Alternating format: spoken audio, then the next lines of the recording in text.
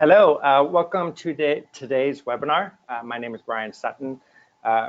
Today we have a very special guest, Dr. Chris Mohr. I'll introduce Chris in just a little bit, but we're going to talk about popular diets or the facts surrounding today's popular diets. So really excited for everyone to join us today and talk about what is a very hot topic right now regarding popular diets.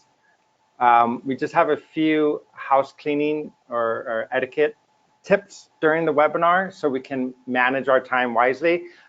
First, there's a chat function in the webinar. So if you have questions, feel free to chat throughout. Use the chat function in the webinar to ask your questions.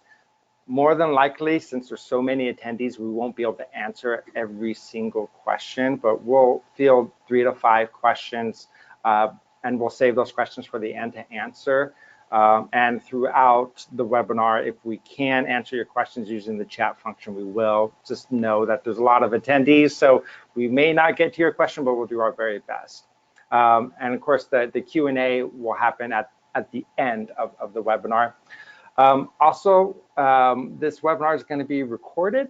So if you feel like you want to watch it again, you missed something, don't worry, we're going to send this out so everyone will have a chance to watch the webinar again. Again, my name is Brian Sutton. I am the Content and Production Manager for the National Academy of Sports Medicine. And our special guest today is Dr. Chris Mohr. So Dr. Chris Mohr is a nutrition spokesperson and consultant to a number of media outlets, corporations, through his company, which is called Mohr Results, and he shares that company with his wife, Kara, who's also a PhD in psychology. He's worked with a number of clients, including Under Armour, the Johnson & Johnson Human Performance Institute, Deloitte, General Mills, Institute of Health, Nordic Naturals, among many, many others. Dr. Mohr is part of the Men's Health Advisory Board and was a consulting nutritionist for the Cincinnati Bengals and the University of Massachusetts athletic program. His expertise has offered him the opportunity to speak at the White House, to the CIA, and to a number of audiences in 10 different countries and almost all 50 states. He's appeared on television, including The Talk and the Montel Williams Show. He was part of LL Cool J's Platinum Workout, where he provided nutrition for his book, and then also Denise Austin and Mario Lopez's book. Dr. Mohr has a bachelor's and master's degree in nutrition and a PhD in exercise physiology, and he is also a registered dietitian. So with all of that saying, Dr. Chris Mohr is well-versed in the area of exercise physiology and dietetics, and he's a wonderful, wonderful person who also helped us with our latest product, the Certified Nutrition Coach. So what we plan to cover today is the importance of nutrition for clients, identifying and debunking misconceptions of these diets, and compare popular diets. So what I want to do is just hand it over to you, Chris. So thank you so much for joining us today. We really appreciate your time. Of course, awesome. Thank you for the introduction, Brian, and thanks everyone who is listening in. Always excited to cover this topic. You know, we're talking about popular diets, and to be honest, we could go on forever. You know, the question about diet and nutrition as a whole, and we were talking before we went live. Nutrition is always so interesting, and trainers are always unsure what they should cover about nutrition. Should they talk about it?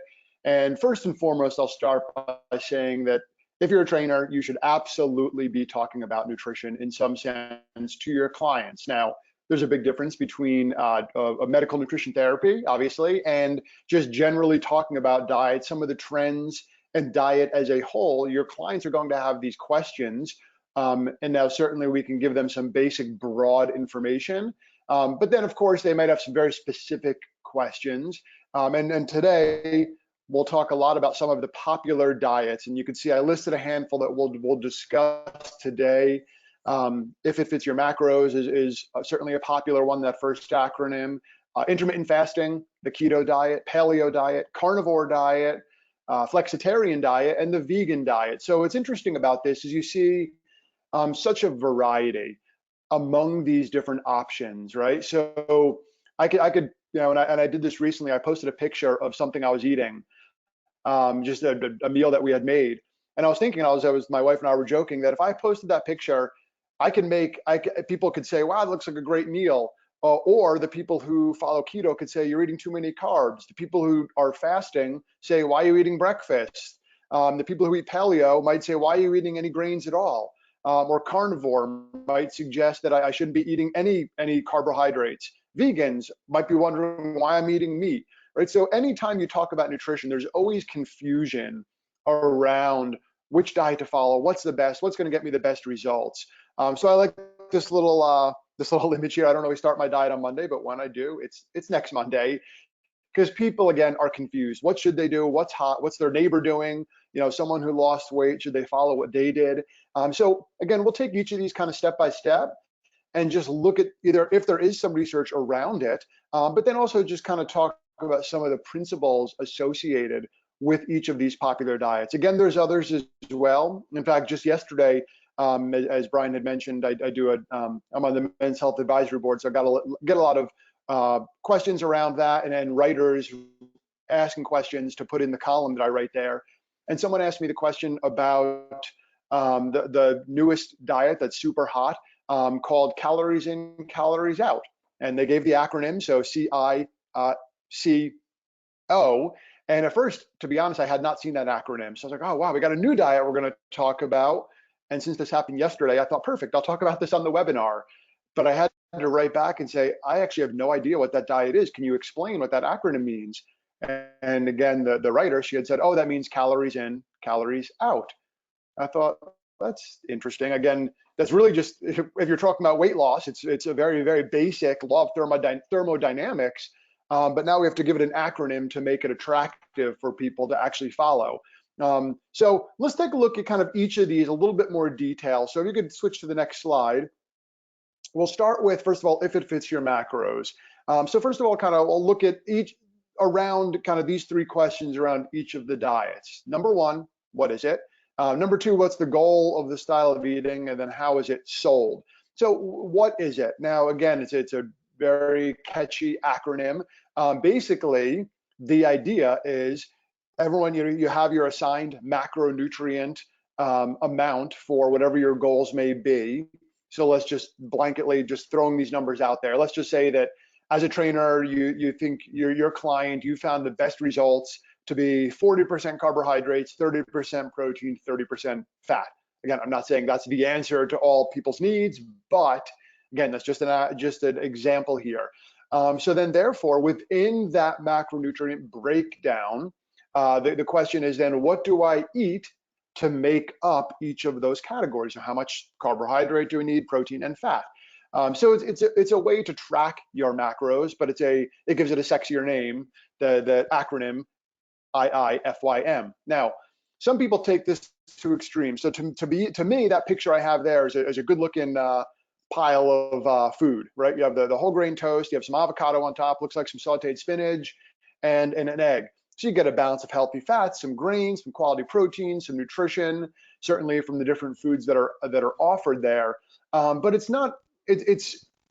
the intention of, if it fits your macros, is to have a nice balance of not just fitting your macros, right, but also looking at the quality of the food. What is it made up of? I can drink a soda, and that will certainly give me a good number of carbohydrates pretty quickly, or I can eat a whole bunch of broccoli. Or, as you see on the slide here, I can look at a plate like this, right? So it's sold as the previous picture where you have the beautiful avocado toast with the egg on top, but then people often take it to extremes. Well, as long as it fits within my macros, it doesn't matter what I eat, right? So you see the variation between these two pictures, right? Quality nutrition here. That next slide was the burger, the fries, the fried chicken, and so on. But as long as it fits your macros, who cares what that plate is made up of? Is sometimes how people take, if it fits your macros, to extremes. Now, wherever that acronym first came from or was created from, the people who did that, I'm assuming, did not have the intention of eat whatever you want as long as you get your carbs, your fat, and your protein in. Again, big difference from this picture and that next one, right? The idea is not just quantity of what we eat, but also quality of what we eat. Now, what I will say is from a weight loss only perspective, quantity absolutely rules the roost.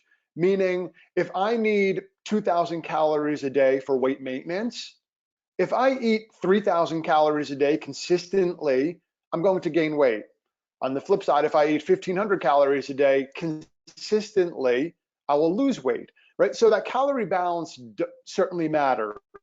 And that's one of the concepts of this, if it fit your macros, is as long as it is within the macronutrient recommendation, the macro recommendation or breakdown that is suggested, you will, from a weight loss perspective, maintain your body weight. Now, again, that doesn't mean that I should only eat Pop-Tarts and soda and whatever else, these junky choices.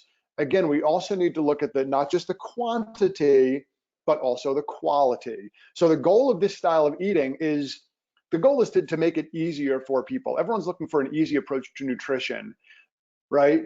And not as many black and white rules. So it does give a little bit more flexibility to your eating style, which I do like. I do like that we have that flexibility around eating, okay?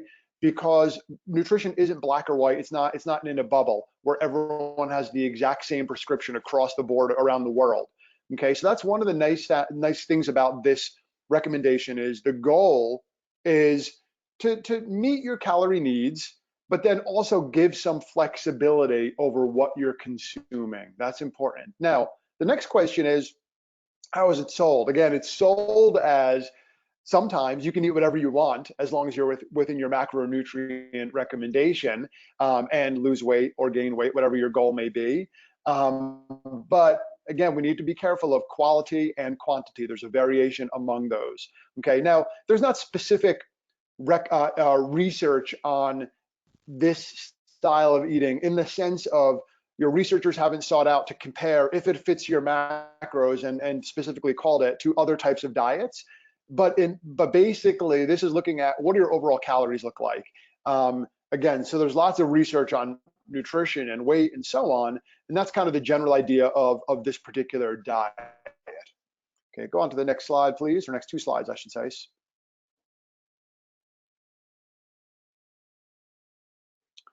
All right, now we have maybe one of the more popular ones is intermittent fasting. Okay, so intermittent fasting, I just had a neighbor the other day who's a good friend of ours tell us she just started fasting, and since she started, she's lost 9 pounds, and this has been a little over a month, so about 6 weeks or so, and she was super excited. She's like, finally, she said, finally, she found something that is working for her, because she had kind of struggled with losing that kind of 10 or so pounds. Certainly not someone who's overweight by standards, but wasn't exactly happy with where she was. So she started intermittent fasting. She said she doesn't eat until noon, she eats until 8 p.m., and then fasts the rest of the day. So 8-hour window, and then fasts for 16. And that's pretty standard for most approaches on fasting. There are other approaches. There's not one set protocol. Sometimes it's you fast every other day. I've seen that one where you actually don't eat for 24 hours. Again, the 8-hour protocol is common where you only eat within an 8-hour window. Just recently, last week or about 2 weeks ago, the person who founded Twitter, and I think is still the CEO, came out and talked about his fasting approach, which is he only eats dinner. And I think it was between 6 and 8 p.m. It's the only time he eats once a day. And then he does that Friday night. He finishes Friday night with his last meal until Monday night. Again, as another approach. So there, just an article I did for our editor did at Men's Health and was asking me about that style of eating. So there's lots of unique approaches to what fasting is, what fasting looks like, what fasting should be, according to who you talk to. So, but the general rule of thumb is you're eating within a certain window.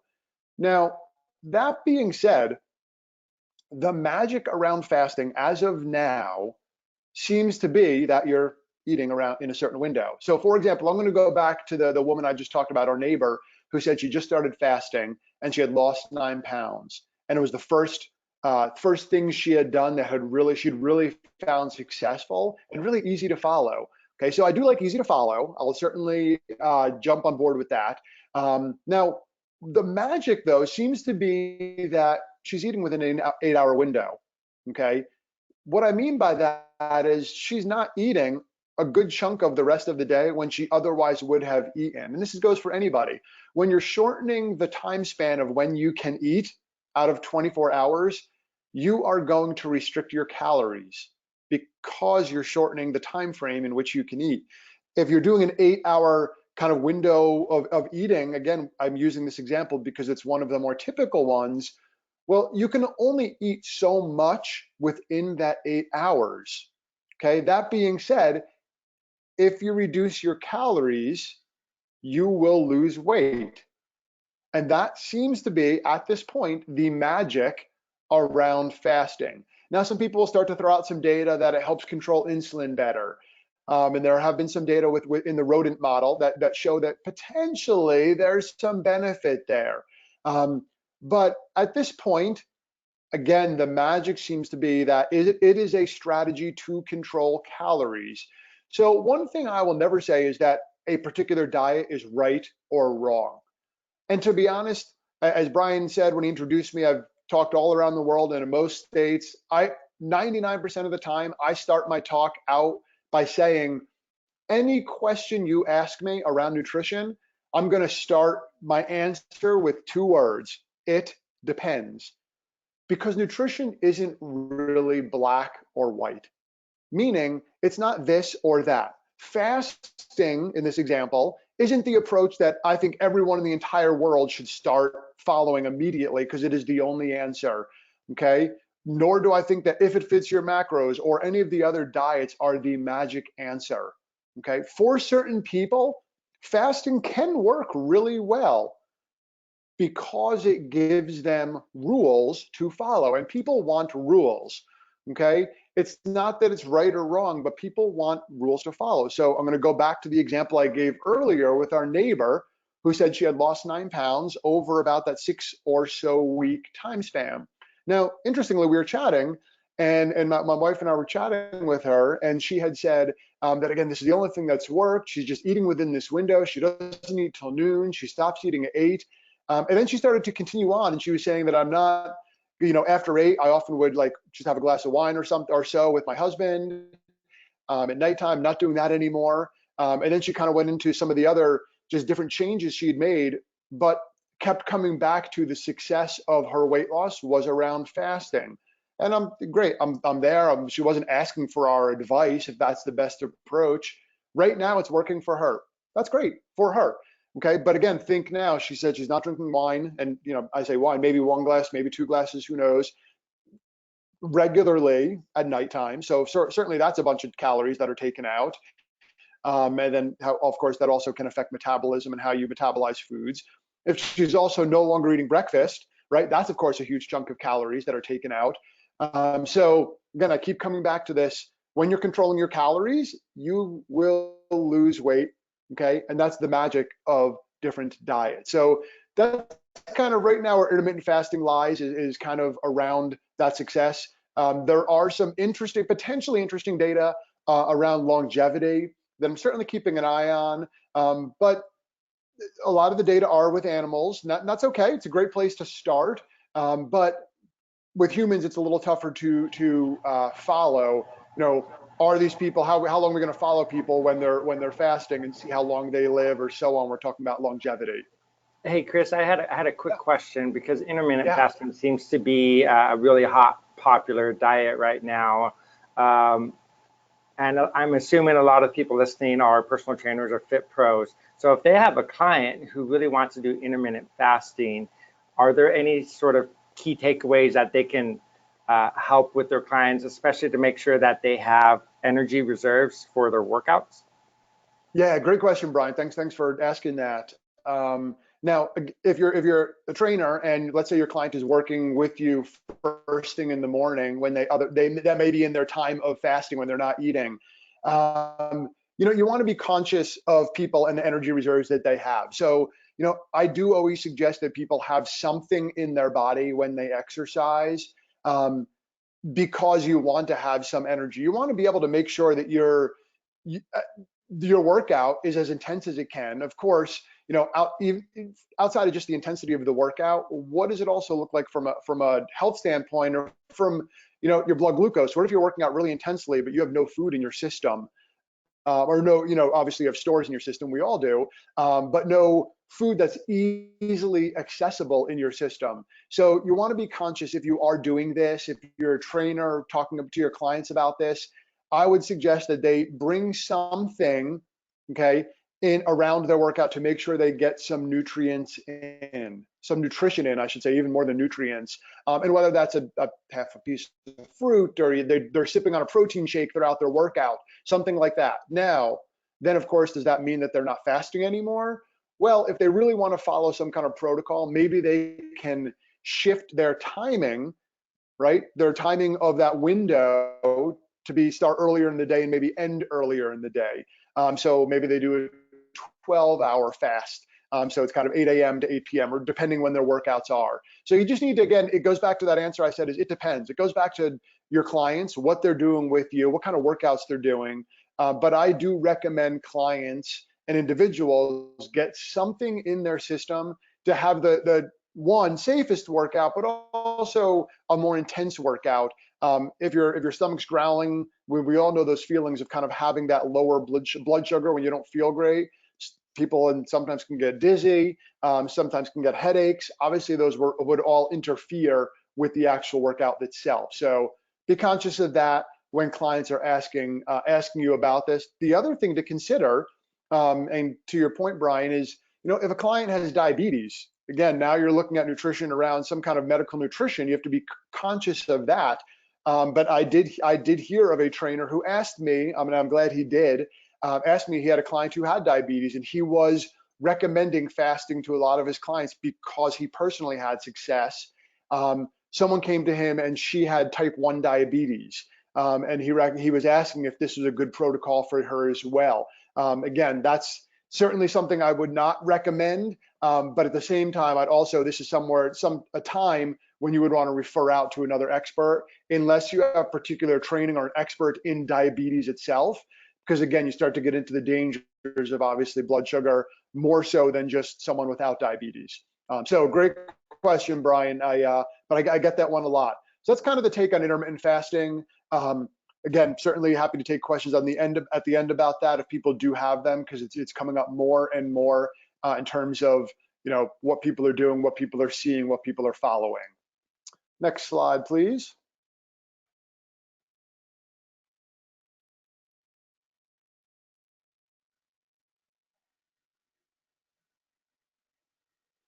All right, another hot topic, the ketogenic diet, which is actually nothing new. It seems to be new because it's so popular, but it has come and gone in waves. I remember when it first came out, when I was a lot younger.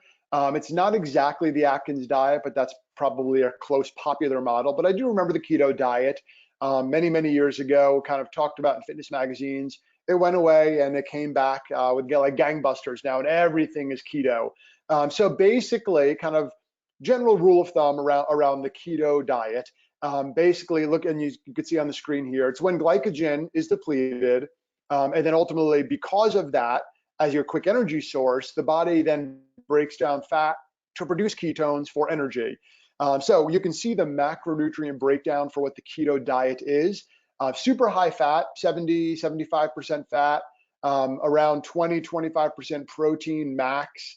And then very, very low carbohydrate, usually 10% absolute max. To be honest, I put those as very general rules around macros, but sometimes protein should even go lower and fat even higher to really make sure that someone stays in ketosis and starts using ketones as a fuel source. So general idea here is with glycogen, which of course we all store in our muscles and our liver, that's limited. It's a limited resource for all of us. It's a decent resource for all of us and fairly long lasting, but in the grand scheme of things, every single human has more fat stored in their body than they do glycogen. So fat's a much more long-term energy source. So the idea is, what if we can turn our body into a fat burning machine where we use ketones and fat, stored fat, as an energy source, because we're going to have more energy consistently. It's going to fuel our brain more efficiently. And it will allow us to, again, use that fat as a fuel versus continuously just burning glucose and glycogen. So it's promoted as being a much better fat burning type diet, also helping people with things like diabetes, type 2 diabetes there from obesity and overweight and obesity, and then even reducing the risk of heart disease and so on, is how it's sold, how it's promoted very often. Now, you can see it's a very, very, very high fat diet, okay? Now, I was actually interviewing, I did an article about this for a magazine, and I was interviewing someone I know who has been following it for about 20, 25 years. Actually, ever since I knew him, I was an undergrad at Penn State. This guy was in grad school, but we had gotten to know each other both in the nutrition program, and he has been following the keto diet since then. And this goes back to the example of, I'm not going to say it doesn't work. He's been following it consistently. His blood markers, everything seems to be kind of doing great for him. And he's a researcher that studies the keto diet specifically. And I bring that up because I interviewed him for an article I did about it for a magazine, and he gave me a 7-day diet record, just of kind of his sample diet. So it is a very rigid diet, as you can see, very, very restrictive in terms of how many carbohydrates you can eat, which is pretty much, I mean, a piece of fruit max a day. Maybe some fruit is better than others in terms of, will allow you to have more of it, like berries versus bananas, for example. But I bring this whole story up because one of the things to me that makes the diet work or not is if it's sustainable. For this individual, it is, okay?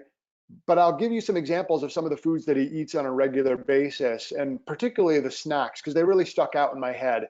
And his consistent snacks each day, sometimes twice a day, were a little shot glass of olive oil with a beef bouillon cube dissolved in it, because he had to regulate his sodium so much.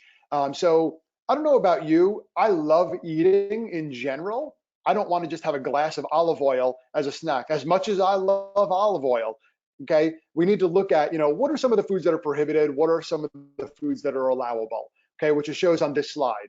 So you can see what's prohibited. Certainly sugary foods or added sugar, grains, starches, fruit, that's most fruit, beans, legumes, root veggies, low-fat dairy, and nuts. And then key that are allowable, and that's certain nuts, not all nuts. Again, certainly meats, butter, cream. Again, I have nuts on both sides because it depends on the nut itself. Oil, avocado, low-carb veggies like leafy greens and berries, which is certainly a fruit. Coconut oil, always popular trends. So as you look at compare the two sides of this slide, right? We have what can we eat, what can't we eat? Again, the magic here seems to be we're giving people very strict rules and strict guidelines. If I can't eat all of those foods on the left-hand side of the screen that you're seeing, I am drastically reducing my calories.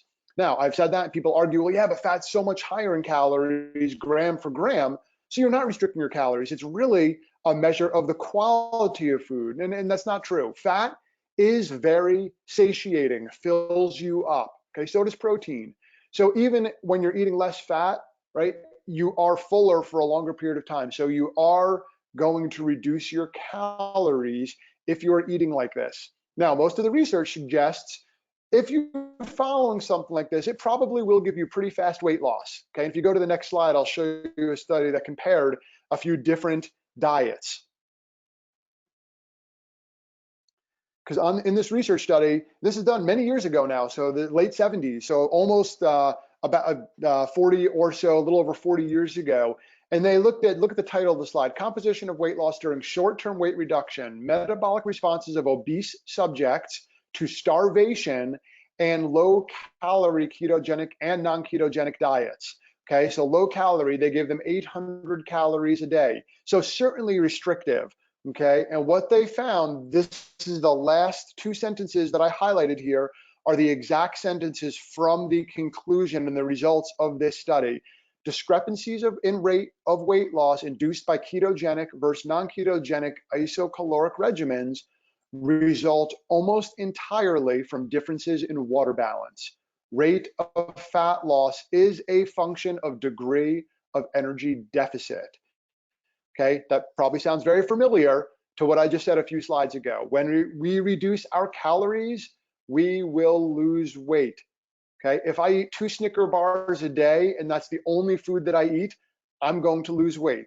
Okay, I won't have a lot of nutrition in my body, but I will lose weight. Weight loss is a function of the calories in, calories out. We cannot get away from that law of thermodynamics, okay, or thermogenics. People often say we need to, that's a flawed methodology. It's not. If we're eating less than our body needs, we will lose weight. We're eating much more than we need. Over time, we will gain weight. Okay, so again, this first sentence, you'll lose weight pretty quickly when you go to a keto diet because glycogen, right? You're drastically reducing your glycogen because you're not eating carbohydrates or eating very, very few. Well, each gram, 1 gram of glycogen holds about 30 grams of water. So that's a significant amount of water weight that you will lose very quickly. Okay, so people do like that immediate response. They want to lose weight. They follow a diet like this. They do, in fact, lose weight. Okay, people get excited by that. But then what is sustainable? And that is the most important message. What will your clients follow for the long term? Okay, we've all been on, maybe I speak for myself, kind of these immediate quick fix diets. When I first got into nutrition back in middle school, I got interested. And the reason was I had to lose weight to play football. I was overweight as a kid. I didn't make weight limits and I had to lose weight. Well, at that time, I did that. I made the weight, but that's what got me interested in nutrition. But again, throughout then, that was in 8th grade. Then middle school, then high school, I was interested in all these different fads, just like anybody else, because everyone wants that quick fix, like microwave, meaning immediate fix culture, versus the slow cooker model, where we take the long-term approach to success, whether it's body weight change, health change, or so on. Next slide.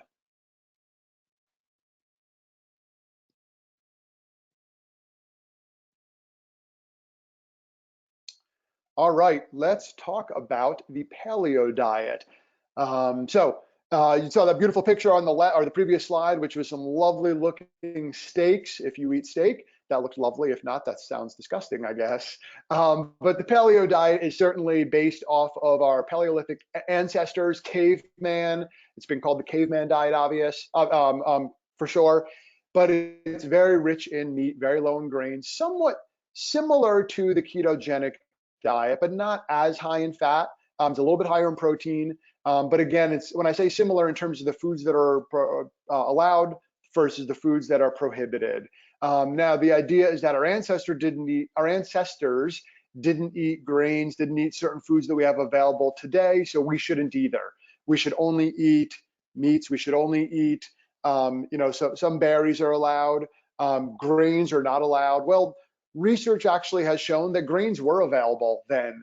And I say then, meaning the thousands and thousands, many, many years ago. Were they in different forms than they are now? Absolutely. Modern culture has come a long way, and I'm actually very happy about that because we've had some great advancements over the last several thousand years. I'm not sure cavemen are the best approach or the best model for our long-term health, since the average caveman died in their mid-30s or so. Now, do I like some principles around this style of eating? Absolutely. And to be honest, I should have said this in the beginning, any single style of eating, I bet whether you agree with me or not on any of these, we probably agree on about 90, 95% of everything around nutrition. But it's that small little percentage that we might disagree on, which is great that we can have that disagreement. Same thing with the paleo diet. I love that it's higher in quality meat or quality protein, I should say. Okay, I love that berries are a part of it. I love that some leafy greens are a part of it. So, but what I don't love is that certain foods are completely eliminated or kind of prohibited, right? So that we cannot eat grains at all. Well, they provide this really good thing called fiber. Yes, we can get them from fruits and vegetables as well. But a lot of people don't, when they think about fiber, they don't think that umbrella term fiber means a lot more than it's not just one ingredient. There's a whole bunch of different types of fiber. some that we get from vegetables, some we get from fruits, some we get from grains. So we need the variety is key there when we look at what types of fiber we're consuming on a consistent basis. And the paleo diet can be limited in that, okay, in fiber specifically, and certainly in nutrition. You're eliminating food groups, you're limiting how much nutrition you can consume, and that's something we need to be conscious of. So you see this in the American Journal of Clinical Nutrition a couple of years ago. This was a letter to the editor, and I didn't summarize the whole thing, but just basically, this AJCN is the acronym for this journal, very well-regarded, well-respected journal in the nutrition space, and the title is "The Paleo Diet Still Lacks Evidence." Now, again, if people want rules to follow, this certainly gives them that. And when they're doing that, people are restrictive, they will lose weight. And people assume weight loss therefore means success, okay? Let's focus on the good and commonalities among these diets. One of them is high quality protein consistently. One of them is berries. One of them is green leafy greens. But then again, where else do we get some other great sources of nutrition? Beans are off limit in the paleo diet. Beans are one of the greatest foods ever in terms of their quality, in terms of their nutrition, in terms of their price point, right? So they're very inexpensive, yet a very high quality food. So it limits foods that I think are certainly healthy options, and then elevates some others to be better than they truly are. Next slide. All right, here is a picture of the carnivore diet, a fairly new-ish one compared to many of the others. Now, the carnivore diet is really void of any carbohydrates whatsoever. So you see, this is I got this from online, from an online source, and kind of the carnivore food pyramid. Okay, so you see at the base of the pyramid. Now, we don't eat. The food pyramid is not existent anymore, but this is the carnivore food pyramid. So muscle meat is at the bottom. So the carnivore diet, as you would imply or assume from the name, means very, very high in meats. Okay. Next up, under your meat intake, which is most of your intake is around meat, you can then eat fat and eggs. Then you can eat collagen. Okay, and you can certainly get that from bone broth. You can certainly get that from protein supplements. Collagen is kind of the newest hot thing. Then you can eat organ meats because they're promoted as being very rich in nutrition, and certainly some are very high in nutrients. Then we can move up to omega-3s from fish and other food sources as well, but mainly fish and or supplements. And then the very, very pinnacle, you have to be conscious of the salt and calcium intake that you eat. I don't know about you, but to me, this is more limited than really any of the others, okay? Let's look at the commonalities though. I like that it's high in protein. When I say high in protein, high in quality protein, consistent protein intake is important. But going back to fiber intake, this is actually pretty much void of all fiber intake. Just like when the Atkins diet kind of was popular a few decades ago, it sounds really promising on paper. I can eat all the meat I want, the bacon, the pork, the prime rib, all the fatty, rich meats. That sounds fantastic until that's all you can eat, okay? Will you lose weight? For sure, okay? Now, are there examples of people who physically look fantastic, and I've seen them all over online, that they're following the carnivore diet, they're very, very lean, they have a good amount of muscle, okay? But we don't want to use other people, other influencers as our sole source of nutrition information. Just because someone physically looks a way you may want to doesn't mean what they're following is the right approach or the best approach for you, okay? Again, I don't see a single vegetable on here. I don't see a single fruit on here, okay? I don't see really any fiber on here. Those are all completely void of those foods that are listed in this example of this food pyramid. So we know that people who eat more fruits and vegetables live longer, okay? We know that they have less heart disease. We know they have lower blood pressure. We know so many things about their overall health that, again, just looking a certain way doesn't tell the whole story, right? And we also don't know what people looked like before they started, posting their pictures as influencers or so on, okay? Hey, Chris, I have another quick question, and this goes Yeah. also back to the ketogenic diet. So if Yep. I'm a personal trainer and I have somebody who maybe they have a little bit elevated cholesterol, or maybe they're pre-hypertensive, um, something like this diet or the ketogenic diet that could be high in fat, what should they be thinking about for that type of client? Yeah, great question. Again, then we start to get into some medical nutrition therapy here, right? Around different blood lipid markers who might have, like you mentioned, Brian, high cholesterol or any other lipid, you said cholesterol, but any lipid or elevated blood pressure. Then this is where you have to be conscious of this. Like we know that fiber can lower cholesterol, can reduce the risk of heart disease. And then again, specifically with this diet or the keto diet, which is extremely high in fat, a lot of it's saturated fat, okay? And I'm not saying saturated fat is the be all and end all of nutrition, but okay, it can play a role in overall heart disease as a whole. So it's not just a marker. You may lose weight with this, and then therefore, or keto diet, and you may do that quickly. Therefore, it may, on the short term, look like some of your health markers are improving. However, what is going to happen long term? We don't know the answer to that with each individual. From a research standpoint, the answer is pretty clear. You want to have a higher fiber intake, right? Think about fiber like a sponge that takes out some of those lipids. Again, I'm obviously simplifying what happens in the body. And then also we need to look at, like you mentioned, hypertension and other lipid or other just health indicators. So again, that's where we get into being very aware of what's going on with your clients, and also certainly if there are issues with their blood lipids, with heart disease, with cholesterol, with hypertension, what have you, knowing when to refer out to someone who can assist you and complement your expertise and theirs. Okay, just saying simply, you have hypertension, you should be on the carnivore, following the carnivore diet. Not so much. Or you should follow the keto diet because my mom or my aunt or my neighbor lost all this weight and they improved their lipids. So being very aware of that. But great question, Brian. Again, let's get that one a lot for sure. Next slide, please.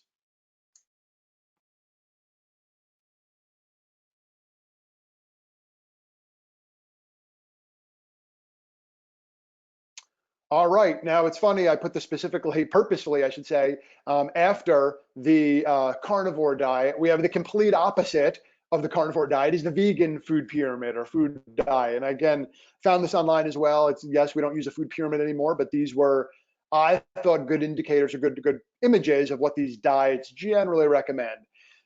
So this one shouldn't come as a surprise, but it's still popular. The vegan and really just I looked at it vegan from more of an extreme standpoint. Again, not saying extreme is bad, okay? But just plant-based in general is, when we look at nutrition trends as a whole, continues to skyrocket. So vegans certainly eat nothing from animals whatsoever. So the most of their intake is from vegetables and fruits, certainly very, very rich in grains, carbohydrates. Then we move up to beans and things like the different dairy substitutes, whether it's soy, whether it's almond, and so on.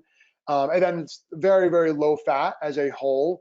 Some of the vegetable oils, some fats, some nuts, some seeds, things along those lines. So the complete opposite of what I just described, right? One is pretty much 100% meat. One is completely 0% meat, which then leaves the consumer and your clients so confused, right? What do I do? What do I follow? I should eat all meat or should I eat zero meat? I don't know where to go.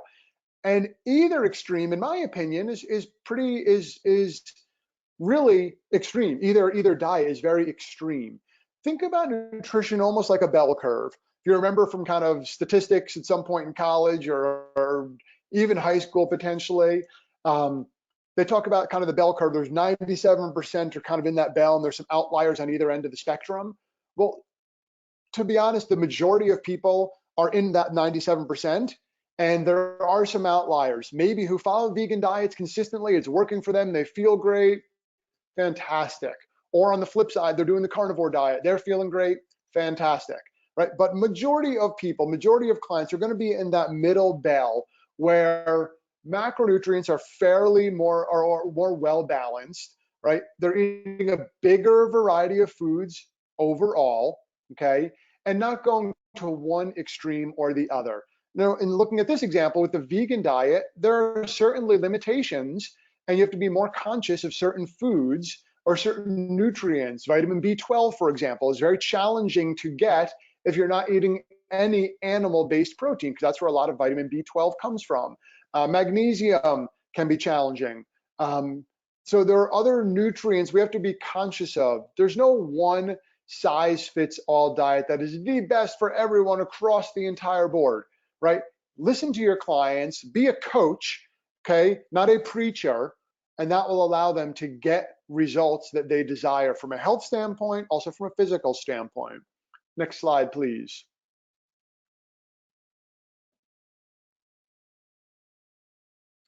So I love this little image here. Again, unfortunately, very, very true. This person buying a diet book, asking if it's fiction or nonfiction.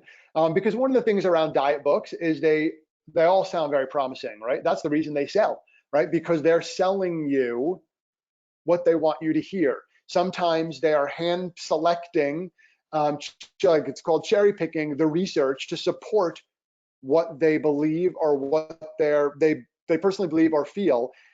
Cherry picking data is, again, very limited approach, right? So we could do that with anything. We could find research to support or refute anything in the world, right? Anything, we can find that research to support or refute it, okay? However, what is someone going to follow long term? What does the majority of the research say? As a trainer, as an expert, this is your job so you can better educate your clients on specific details around nutrition, certainly around training. You know, I say there's no one size fits all diet approach, just like training. Every person who walks into your gym or your facility where you train, as soon as they walk in, you're not going to say, all right, put this bar on your back, do some squats, hopefully. Okay, everyone is different. Okay, everyone has, you're hopefully going to assess them. You're going to find out any injuries, you're going to find out any goals, you're going to find out limitations, what their current training habits are. And then you're going to make the best program that fits their needs. Well, nutrition, there's of course some principles, just like there are around training, right? We know that people will benefit from resistance training. That doesn't mean every training exercise is the best for every person. Same thing around nutrition. We know that the principles around nutrition, we need a bunch of produce, we need fruits and veggies and fiber and some quality protein, okay? There's different ways to get the result that we want though. Next slide. So every year, the US News and World Report comes out with best diets overall. And it compares a lot of these diets that are out there for their pros, their cons, and so on.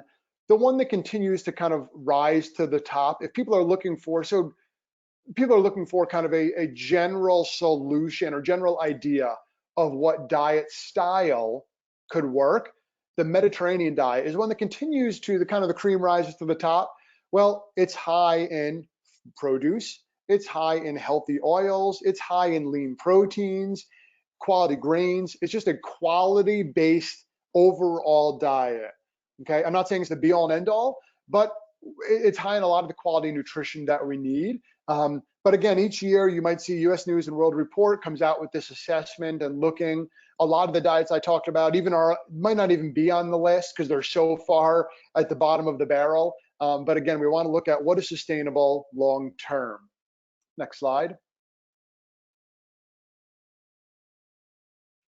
When I bring up the topic, what is sustainable long term, how about this study that's now several years old, about 10 years old or so. But this one actually was a comparison of very specific diets, comparison of weight loss diets with different compositions of fat, protein, and carbohydrates. And so people got different recommendations, or different, they were in different research groups, different arms. One got Atkins style, one got vegan, one got zone, which is more balanced, one got Weight Watchers. At the end of the day, or the end of the months, the years actually that this study went on, the result was whatever people followed worked, okay, which sounds so basic. That's a lot of money spent to figure that out. But what's interesting is all these studies, again, Atkins is one extreme with the low carbohydrate, now comparable to keto maybe. Vegan is the other extreme. But what they found at the end of the study was everyone kind of came back towards the middle with their macronutrient intake, right? They might have started at 10% intake, for example, But then by the end, they were at kind of 40-ish%. And that's where everyone ended up with their intake, because that is more sustainable. Are there examples of people who can follow this and it can work really well? Absolutely. When I say this, meaning extremes. But in general, the majority of people go back to what can work for me long term. Okay, and that's kind of more mainstream approach, a more balanced approach to overall nutrition. Next slide. So I leave you with this image, which is one I like in terms of how do I recommend when I'm talking to clients, how do I recommend they kind of break down a plate? I think this is very helpful and easy for people to use, and it makes sense to them. So if we look at this plate, so when people are fueling performance, certainly the athletes or the clients you're working with are interested in performance, whether that's physical, mental, all the above. So number one, we have a quarter of the plate as some kind of protein, and it could be a variety of proteins, and that's key there, from fish to beef to pork to turkey to eggs to tofu, beans, nuts, whatever. All are great. All have their strengths and some have weaknesses, but variety is key. So about a palm, okay, as you can see the image there, a palm full of protein, thickness and size of your hand, is equivalent to about a proper portion of protein per plate. That's a lot of peas there. Then we have about a fistful of carbohydrates, the grains and starchy carbohydrates. And that could be anything from beans to bread to pasta to rice, foods along those lines. I'm going to come back to that in a second. The other half of the plate are fruits and vegetables. So you can see about 2 handfuls per meal. That's like a piece of fruit that you would eat, like an apple or an orange, or a handful of berries or something that wouldn't, a lot more than just a little one. Now you see this arrow at the bottom of the screen, okay? And what I want to show you there, this arrow that means depending on the client you're working with, they may need more of those grainier, starchy carbohydrates to maximize performance, okay, depending on their goals and their outcomes. As Brian had mentioned in the beginning, I worked with the Cincinnati Bengals for a long time. I now work with a variety of WWE professional wrestling athletes, okay? Both extremes are very, very high level, high performing, high physical jobs that these people have. They benefit from a higher carbohydrate rich diet, again, to fuel their immediate performance, okay? So use this as a guide, right? But that arrow, again, if you're working more with the kind of the desk jockey, so to speak, those who are sitting at a desk 10, 12 plus hours a day, more of that corporate environment, they don't need as many of those rich, kind of carbohydrate rich foods. I still think some are beneficial, okay? But they may have more of their carbohydrates, in my mind, can come from fruits and vegetables and things like that. So this is kind of a plate of how I recommend breaking down a plate for the clients you work with. Again, giving some flexibility around people's needs. Next slide.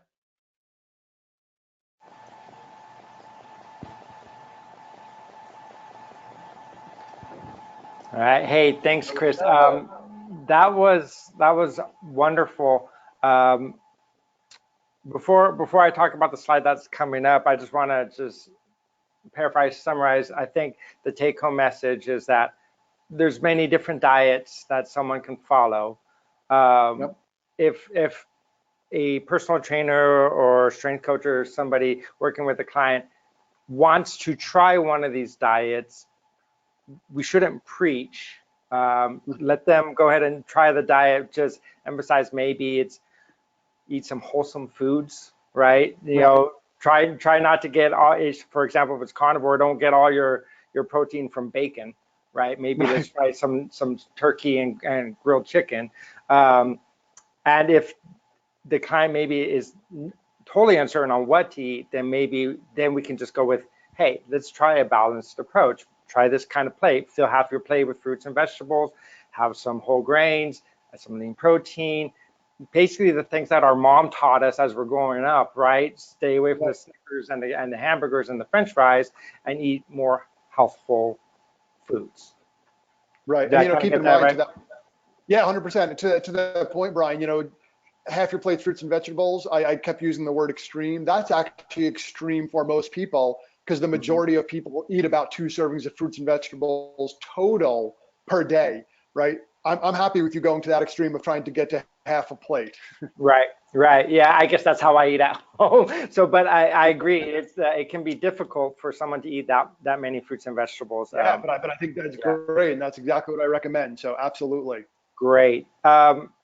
For everyone here that sees the slide, so right now NASM is offering the new nutrition certification.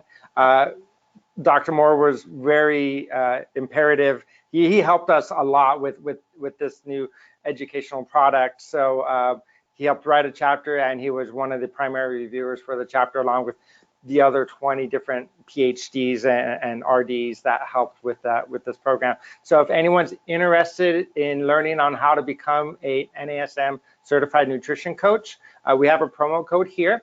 So feel free to call the office. And when you do order the new nutrition certification, you will get our weight loss specialization free. And the weight loss specialization is a little bit different than the nutrition certification because it also teaches exercise for weight loss. So how to design a program for weight loss. So it's not completely nutrition based, while the nutrition certification, it's 100% talks about nutrition and coaching for nutrition success. So anyway, use the promo code webinar8, and it's only phone only. So go ahead and call the number at the bottom of your screen to get the new nutrition certification and the free weight loss specialist. What I want to do right now, Chris, is we had a couple questions come through the chat while you're lecturing. So I just want to get your take on some of these. Let's start with, okay.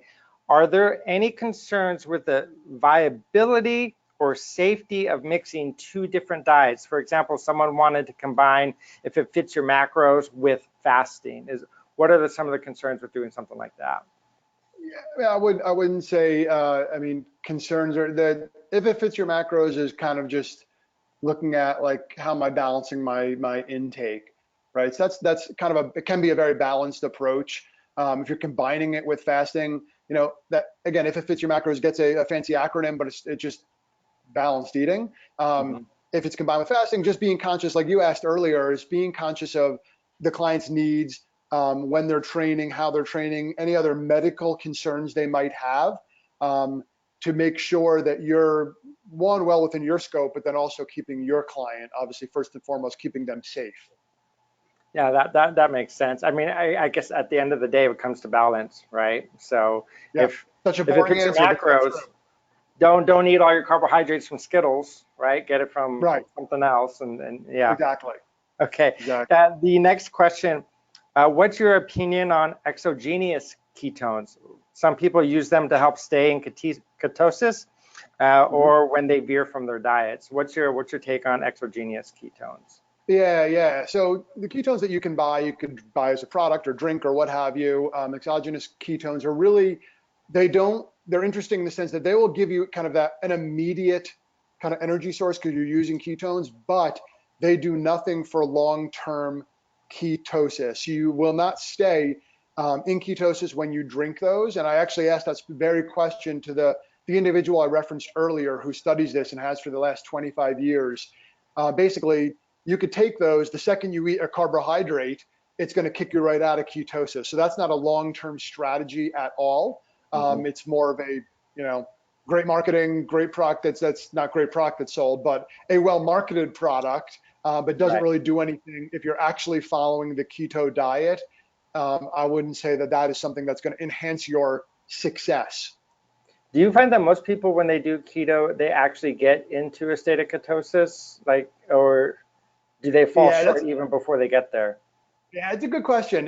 Because it is so extreme, very often they don't quite get truly to that ketosis. And I mean, the end of the day, to know if you are, you're peeing on a stick. Right. So if you have to measure the success of your diet as you have to pee on a stick every time, I don't think it's the best long-term strategy. Number one is just very simple rule of thumb, but in general, most people very often do fall short. because it doesn't take a lot of carbohydrates to kick you right out of ketosis, because your body prefers glucose, immediate source of glucose, as a fuel source. It doesn't want to, ideally, it doesn't want to fuel off of ketones. That is a more challenging thing for your body to do long term. So you give it some carbohydrates, it's going to take that glucose up and use that. And if it could talk, it would definitely thank you for fueling your brain a lot more efficiently and easily with the glucose than the ketone bodies. That makes perfect sense. And so maybe if someone's an extreme endurance athlete, or even just an endurance athlete like a triathlete or a marathon runner, going ketogenic may impair performance, while it may not impair health, it may impair their performance. Right, and there's been a handful of studies looking at this type of this population, because that's where people say, well, the extreme, the ultra endurance, the Ironman, etc. They're going out there for so long and being active. Well, if my body can fuel off of fat and ketones, that sounds on paper, that sounds fantastic, because I could just go forever. Right. But research doesn't really show it to be as magical, magical as promised. Like I said, a general rule of thumb that I don't have a lot of nutrition rules, but like I said earlier, if you have to pee on a stick consistently throughout the day to know if your diet's working or not, it's probably not the most permanent long-term solution. Sure. No, that makes sense. Unfortunately, we are out of time. I would like to thank everyone for joining us today. This has been a wonderful webinar. Dr. Mohr, thank you so much for joining us today. It's been a pleasure. Hopefully we can do this again in the future. Again, this webinar is recorded, so if anyone wants to watch it again, we will be sending this out. And of course, we have the nutrition certification promo right now. So if you buy the nutrition certification, you'll get that free weight loss specialization. Dr. Mohr, Chris, thank you so much. I really appreciate it. It was wonderful talking with you. Awesome. You too. Thanks, Brian. And thanks everyone for listening in today. All right. Thank you very much. Bye-bye.